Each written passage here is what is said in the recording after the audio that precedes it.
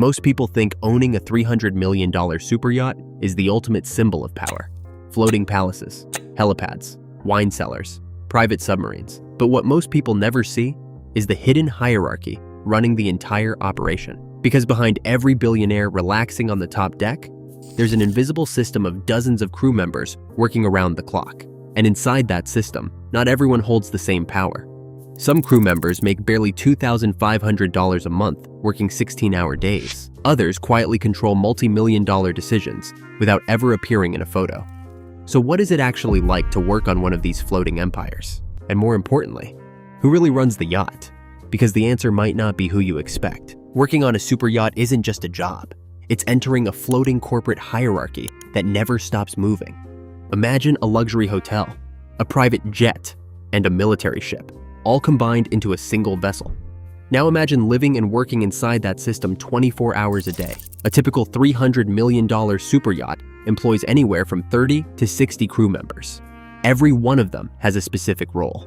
Every one of them answers to someone above them. And every decision, no matter how small, moves through a chain of command. But here's what most people misunderstand.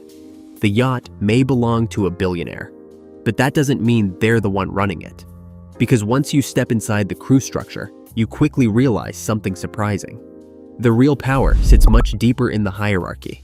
To understand how this system works, you have to start at the very bottom. At the base of the super yacht pyramid are the entry-level crew, deckhands, and junior stewards. These are usually the youngest crew members on board, often in their early 20s. For many of them, this is their first job in the yacht industry. Their responsibilities are relentless. Deckhands spend their days cleaning the exterior decks, polishing stainless steel rails, handling docking lines, operating jet skis and tenders, washing salt spray off every surface, sometimes multiple times a day.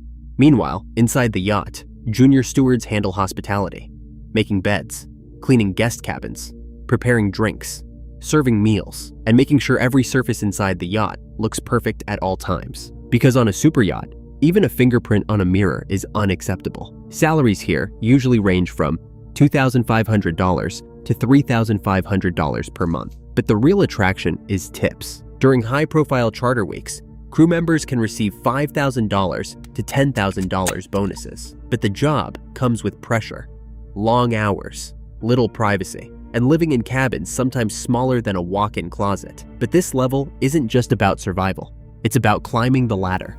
Because one position up, the power begins to shift. Above the entry crew sits a group with technical expertise. These are the specialists: chef, engineer assistants, bosun, which is a lead deckhand, senior stewards. Unlike entry-level crew, these roles require experience and certifications. The super yacht chef, for example, may be responsible for preparing 5-star tasting menus, private beach picnics, late-night guest requests, luxury dietary restrictions, all inside a kitchen smaller than most apartments. And every meal must rival Michelin star restaurants. Salaries at this level jump significantly. Super yacht chefs can earn $6,000 to $10,000 per month.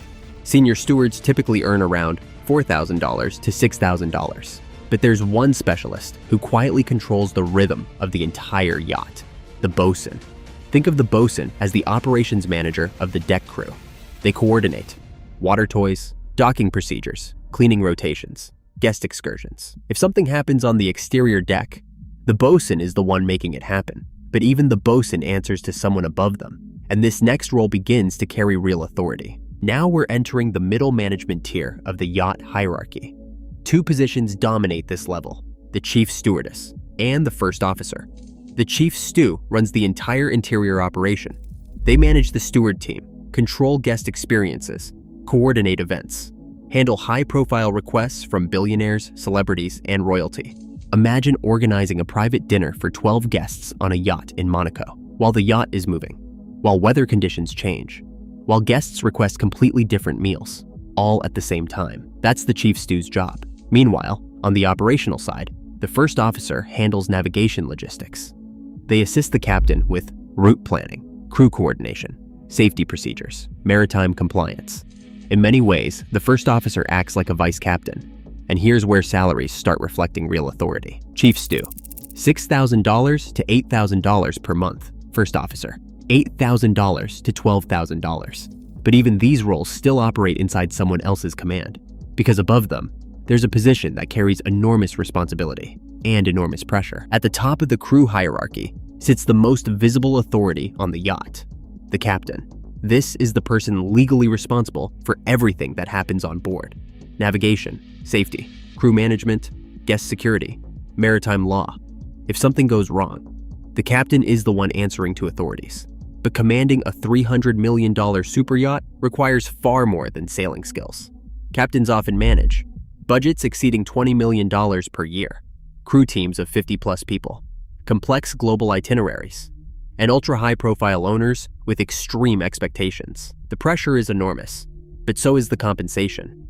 Super yacht captains typically earn $15,000 to $30,000 per month, sometimes much more. They also enjoy one of the few privileges on board: a private cabin. But despite their authority, even the captain answers to someone else.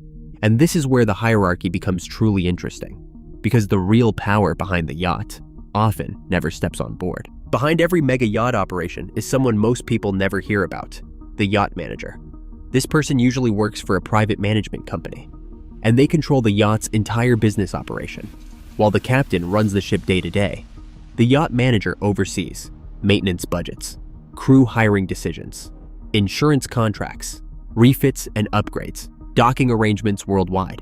They coordinate shipyards, negotiate supplier contracts, and manage the owner's long-term yacht strategy. In other words, they control the entire ecosystem around the vessel. Many yacht managers oversee multiple super yachts at once, which means they control hundreds of crew jobs and tens of millions in operating budgets. The captain may command the ship, but the yacht manager controls the infrastructure behind it. And then there's one final layer above even them, a layer that only appears when something goes wrong. Most billionaires don't personally manage their yachts. Instead, the yacht becomes part of a much larger financial structure, the family office. These private wealth teams manage everything connected to the billionaire's assets: investments, private jets, real estate, art collections, and yes, super yachts. Inside that system, the yacht is simply another asset, one that costs $20 to $40 million per year just to operate. The family office approves the budgets, approves the crew structure, approves the refits, and decides whether the yacht continues operating at all, which means that technically, the person with the most power over the yacht is often an executive sitting in an office thousands of miles away. So when people picture life on a $300 million super yacht, they imagine luxury, sunsets, champagne on the top deck.